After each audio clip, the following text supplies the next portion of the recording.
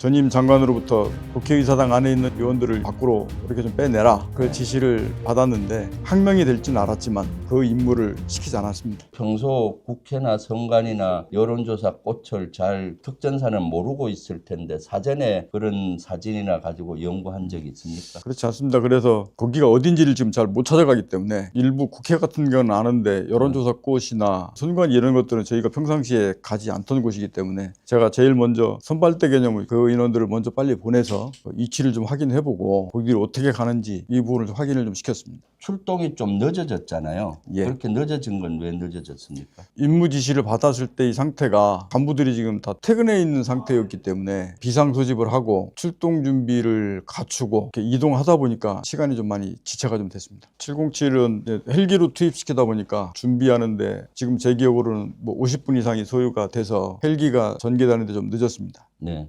국회에 병력이 도착하고 또 어떤 보고를 받았습니까? 국회에 처음 들어갔을 때 아까 말씀드렸듯이 시설을 확보하고 출입을 통제하라고 그 임무를 부여했고 임무를 부여된 상태에서 이동을 했을 때 최초 저도 판단했던 것은 가면 인원이 없어서 그 건물 안에 들어가서 내부로 들어가서 잠그면 인원 출입 통제가 되는 것으로 판단을 했습니다. 근데 실제 도착을 해보니 많은 사람들이 앞에 막 밀집해 있어서 그쪽으로 접근하는 것이 현실적으로 불가능했고 강제로 들어가게 되려고 하면 다른 수단을 비물리적 수단을 뭐 한다 하더라도 인력으로 밀어넣어서 피해가 있을 수 있기 때문에 절대 해서는 안 될 일이었기 때문에 네. 다른 통로를 네. 찾으라고 했고 다른 통로를 찾으면서 이렇게 들어갔습니다. 그 최초 부대가 출동할 때 항상 사령관님이 지침을 주잖아요. 예. 그 무슨 지침을 줬습니까? 임무 지시를 받았을 때 군인으로서 당연히 그 임무는 수명을 해야 된다라고 생각을 했습니다. 그리고 그러나 예. 갔을 때의 모습이 사실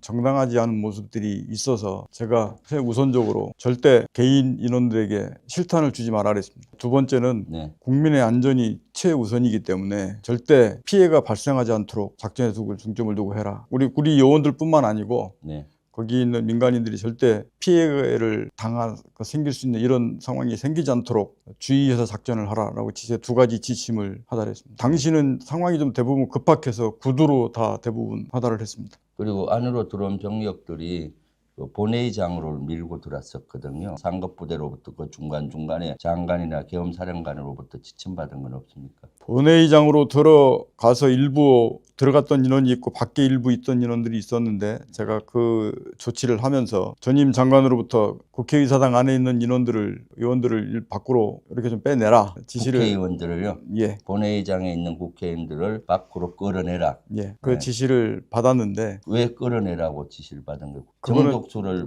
못 채우기 그렇게 유출은 할 수 있는데 제가 어떤 목적으로 그렇게 하라라는 지시까지 받은 사항은 아니었기 때문에 본회의장에 있는 국회의원을 밖으로 끌어내라. 예. 네네. 근데 그것은 제가 그때 판단했을 때는 이것은 명백히 국회의원을 끌어내는 것은 위법사항이고 그 임무를 수행한 인원들은 당연히 나중에 법적인 책임을 지는 문제가 생기기 때문에 저한테 부여된 명령이라서 항명이 될지는 알았지만 그 임무를 시키지 않았습니다. 그러면 그것은 예하 부대에는 지시를 하진 않았네요. 제가 들어가지 말라고 지시했습니다. 국방부 장관이 전화를 해서 국회 본회의장으로 들어가서 국회의원을 밖으로 끌어내라. 그 임무를 받았는데 이것은 위법하다고 생각하고 또 들어가는 인원들이 나중에 법적 처벌을 다 받을 수 있기 때문에 만약에 항명을 각오하고라도 들어가지 말아라고 반대로 지시하셨단 말이죠. 예. 공안시경에 이제 국회의원 계엄 해제 결의안을 그래서 그 상황을 인식하고 그 시간부로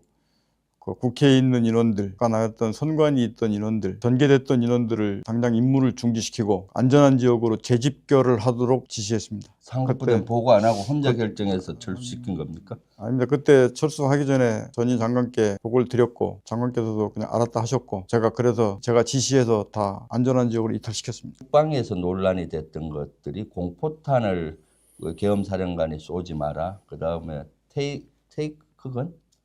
테이저건에 대한 지침을 줬다고 했습니다. 사령관님이 건의를 해서 그런 걸 공포탄을 쏘지 마라, 또 테이저건을 쏘지 마라라고 지침을 줬다고 하는데 그 전화 관계가 좀 팩트를 좀 체크를 해주시면 좋겠네요.